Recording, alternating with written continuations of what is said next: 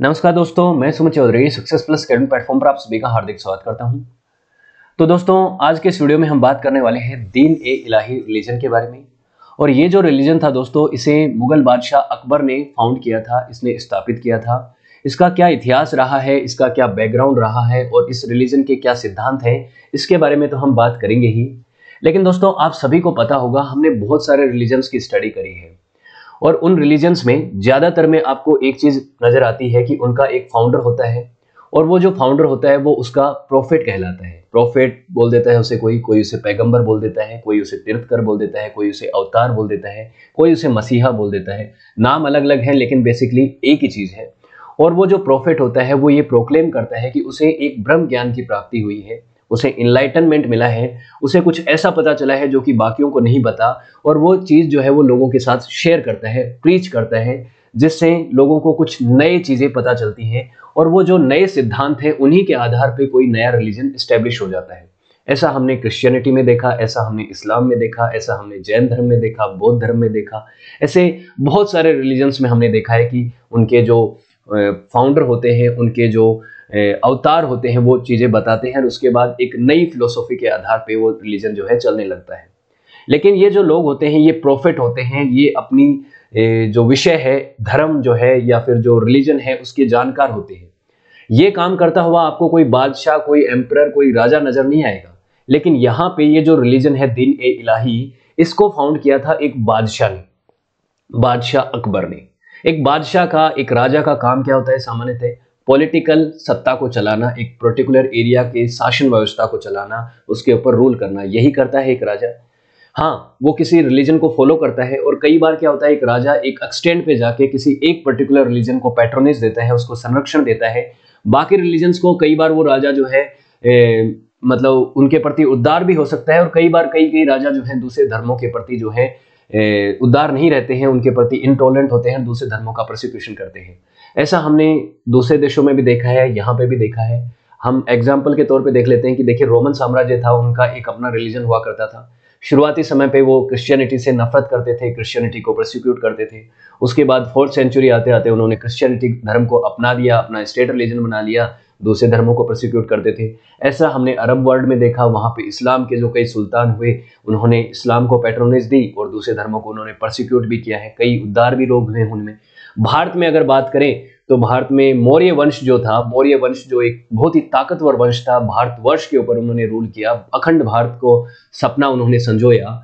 उसमें जो राजा हुए हैं चंद्रगुप्त मौर्य, वो जैन धर्म को अपनाता था लेकिन बाकी धर्मों के प्रति टॉलरेंट था। बिंदुसार जो था वो जो है शिव की भी पूजा करता था और एक और उसका जो संप्रदाय था, उसकी मैंने नाम मैं भूल रहा हूँ लेकिन मैंने उसके ऊपर वीडियो बनाया, उसको भी फॉलो करता था। जो अशोक सम्राट है, वो शुरुआती समय में अलग तरीके से काम करता था, हिंदू धर्म को फॉलो करता था, ऐसा कई जगह मेंशन है, लेकिन बाद में उसने बौद्ध धर्म को अपना लिया, लेकिन सभी धर्मों के प्रति टॉलरेंट था। अब फाइनली हम बात करते हैं मुगलों की। मुगलों में अगर जो ताकतवर मुगल हुए हैं, बाबर से लेके औरंगजेब तक, तो सभी का अपना अपना व्यक्तित्व रहा है, सबकी अपनी रिलीजियस पॉलिसी रही है।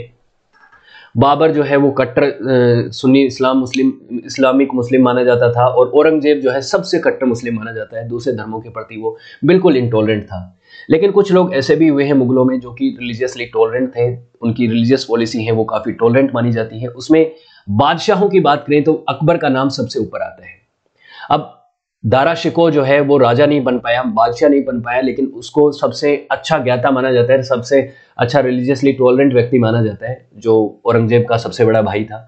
लेकिन बादशाह अकबर की बात करते हैं। अकबर जो है वो महान था कि नहीं था, इसके ऊपर तो एक बड़ी डिबेट की जा सकती है। अकबर की लाइफ में दोनों ही फेज हैं, कुछ काम उसने बहुत अच्छे किए, कुछ काम उसने बहुत बुरे किए, तो वो एक ग्रे शेड पर्सनैलिटी था। लेकिन इसकी जो रिलीजियस पॉलिसी थी वो काफी टॉलरेंट थी, इसकी हम बात करेंगे। इसके ऊपर मैंने पहले अकबर की बायोग्राफी कवर करी थी, तब एक वीडियो बनाया भी था, लेकिन फिर भी मैं बता देता हूं कि रिलीजियसली टॉलरेंट कैसे था। देखिए, इसने एक धर्म संसद की स्थापना करी थी। धर्म संसद, इसको इबादत खाना कहा जाता था, जिसमें रिलीजन के सभी रिलीजन के लोगों को, उनके स्कॉलर्स को, उनके प्रॉफिट तो नहीं थे, मतलब उनके पोइट्स को, उनके फिलोसोफर्स को बुलाया जाता था, उनसे बातचीत की जाती थी। अकबर उनकी सबकी बात सुनता था। इसने क्या हुआ, जजिया कर को हटाया था, जो कि एक रिलीजियसली इंटॉलरेंट कर था। एक ऐसा टैक्स था जो कि नॉन मुस्लिम्स पे लगता था, उसको हटाया था इसने। उसके अलावा इसने अपनी जो वाइफ थी जैसे जोधाबाई थी उसको इस चीज़ की परमिशन दी थी कि ये इसके राजमहल में मुस्लिम होते हुए भी अपने मंदिर की स्थापना कर सके, ये कहा जाता है। उसके अलावा इसने सिखों को जमीन दान करी थी पंजाब के अंदर।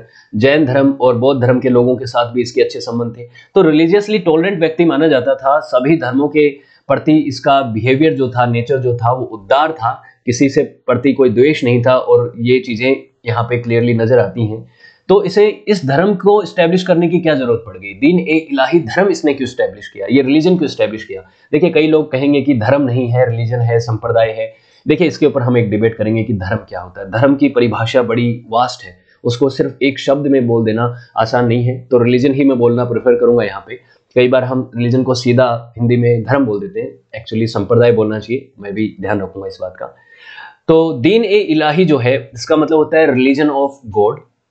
और शुरुआत में जब ये स्टैब्लिश किया गया था रिलीजन, तो दीन ए इलाही शब्द नहीं था, त्वाहिद ए इलाही था। त्वाहिद ए इलाही, डिवाइन मोनोथिज्म। मोनोथिज्म यानी मोनो मतलब होता है एक, और थीज्म मतलब गॉड। एक गॉड की पूजा जिसमें की जाए वो होता है monotheism God, monotheism religion, monotheistic religion होता है। वननेस ऑफ गॉड पे इसमें बिलीफ होता है। ये एक सिंक्रेनेटिक रिलीजन था। सिंक्रेनेटिक मतलब कई सारे धर्मों का, कई सारे रिलीजन का एक तरीके से कोलैबोरेशन, उनका मर्जर था। इसमें जो भी उस समय इंडिया में रिलीजन थे, चाहे वो जैनिज्म हो, बुद्धिज्म हो, हिंदुइज्म हो, इस्लाम हो, जोरिस्टनिज्म मतलब पारसी धर्म हो, क्रिश्चियनिटी हो, इन सभी धर्मों के कुछ ना कुछ एलिमेंट्स जो है इस रिलीजन के अंदर मर्ज थे। और अकबर ने सभी रिलीजन्स के अंदर से कुछ कुछ एलिमेंट्स को लिया और अपना एक खुद का एक रिलीजन बना दिया, और इस रिलीजन का नाम रखा दीन ए इलाही या त्वाइद ए इलाही। और इस रिलीजन की फाउंडेशन रखी थी 1582 में, 1582 में रखी गई थी, 16th सेंचुरी में। हालांकि रिलीजन जो है ज्यादा पॉपुलर हुआ नहीं, सिर्फ 19 लोगों ने इसको अपनाया, इंक्लूडिंग बादशाह अकबर एंड उसके जो नवरत्नों में शामिल बिरबल, अबू फजल जैसे लोग थे, फैजी जैसे लोग थे, उन्होंने भी इसको अपनाया। तो बिरबल ऐसा पहला हिंदू था जिसने दीन ए इलाही रिलीजन को अपनाया था। ये भी आपको ध्यान रखना है, कई बार पूछ लिया जाता है, कई बार किसी एग्जाम में पूछ लिया जाए, तो ध्यान रखना है। अब देखिए दोस्तों, मैंने जैसा कि आपको बताया कि एक सुल्तान, एक राजा, एक बादशाह सामान्यतः क्या है, एक रिलीजन की एस्टेब्लिशमेंट नहीं करता है। लेकिन इससे पहले भी ऐसा हुआ है। चंगेज खान को आप जानते होंगे, चंगेज खान जिसकी बायोग्राफी मैंने कवर करी है। इतिहास में मंगोल का एक बहुत ताकतवर ये राजा हुआ करता था, और ये एक कबीले से शुरुआत करता है अपने साम्राज्य की, और दुनिया का सबसे बड़ा साम्राज्य एस्टेब्लिश कर देता है। इस आदमी की अगर हिस्ट्री को आप देखें तो ये बहुत ब्रूटल था। पॉलिटिकल हिस्ट्री को देखें तो इसने अपने आगे आने वाले हर एक साम्राज्य को ध्वस्त कर दिया।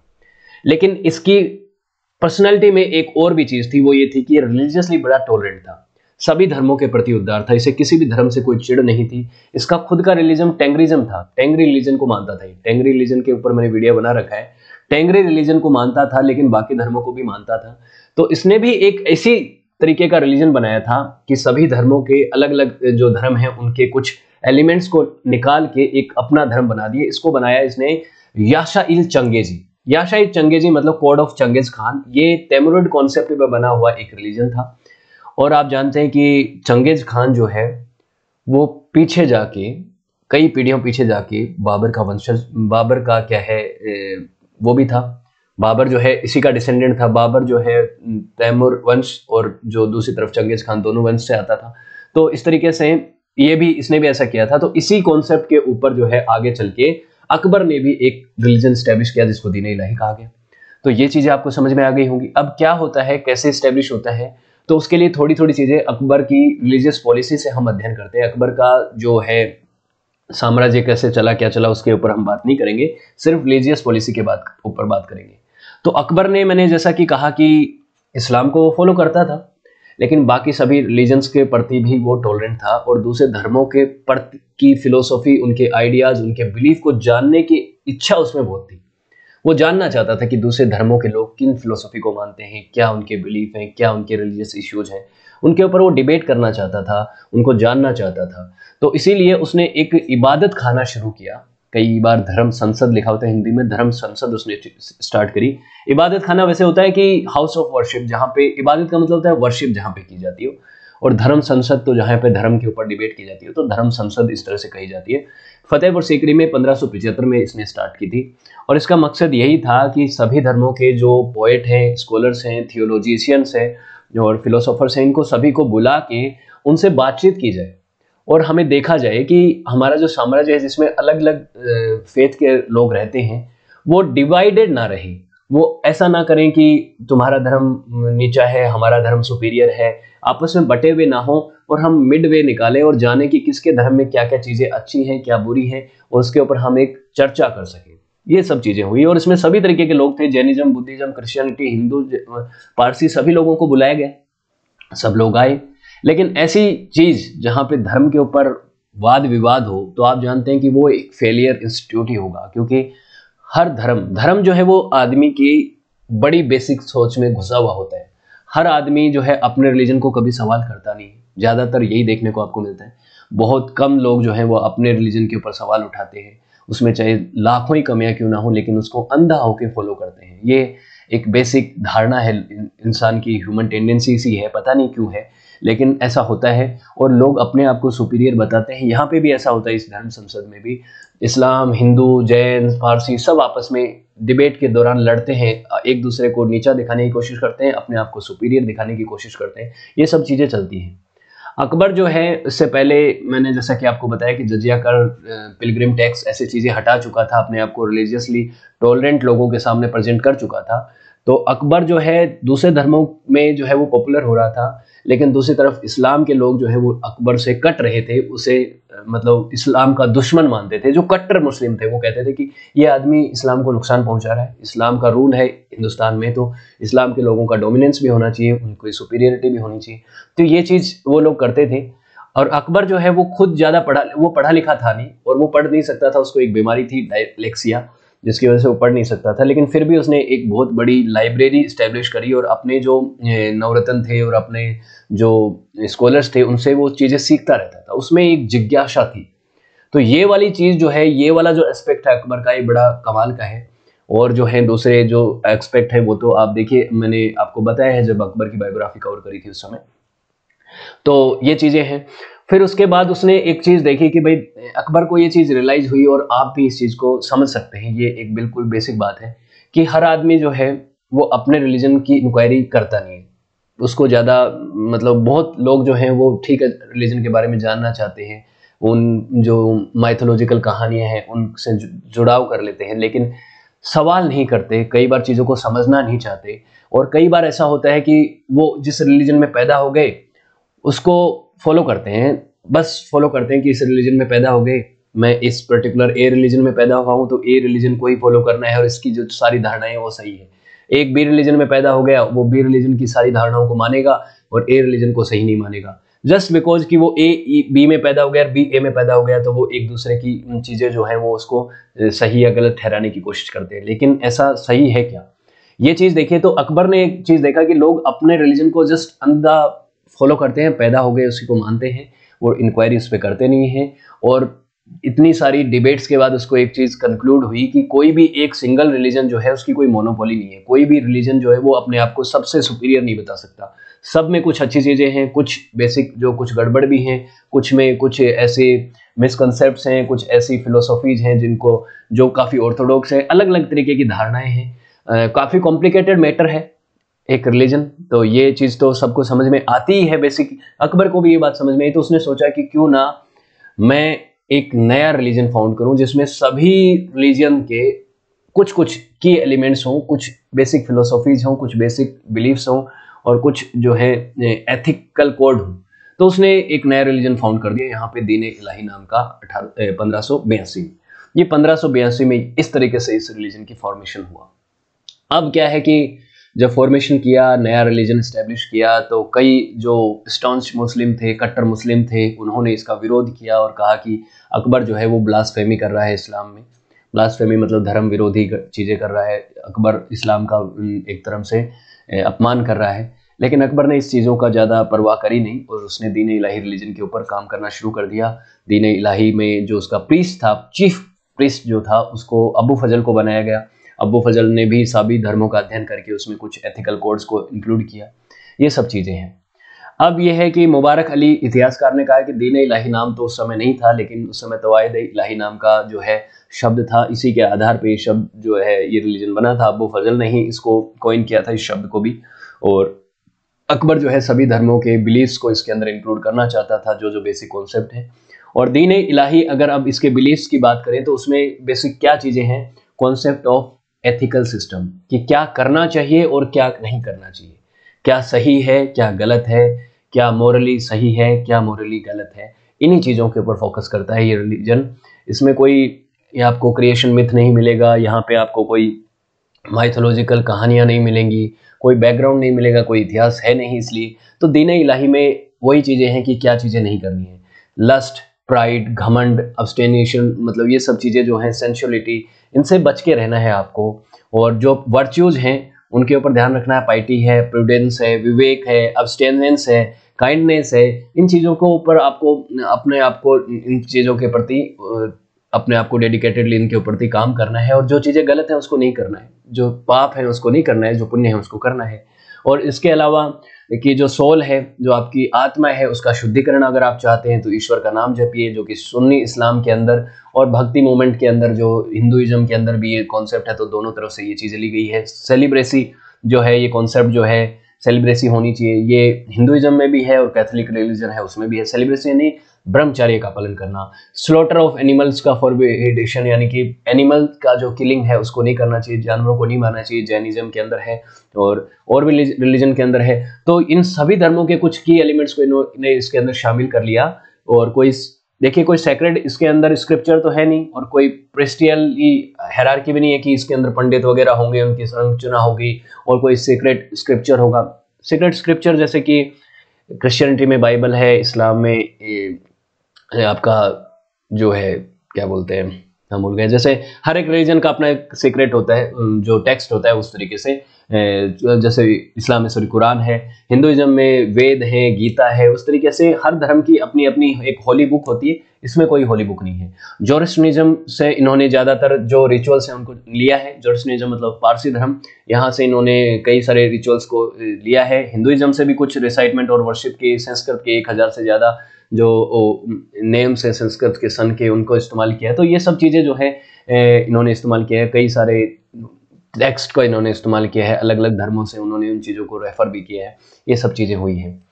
अब ये है कि दीन इलाही जो है, अकबर जो है इनके जो मेंबर्स हैं उनको खुद हैंड पिक करता था। अब खुद हैंड पिक करता था तो ज़्यादातर लोग तो देखिए किसी के ऊपर फोर्स नहीं था कि आइए और ये धर्म को अपनाइए या अपनाइए। अकबर किसी को फोर्स करता तो हो सकता है कि बहुत सारे लोग इसके अंदर इंक्लूड हो जाते, लेकिन फिर वो रिलीजियसली टॉलरेंट कहाँ हो पाती पॉलिसी।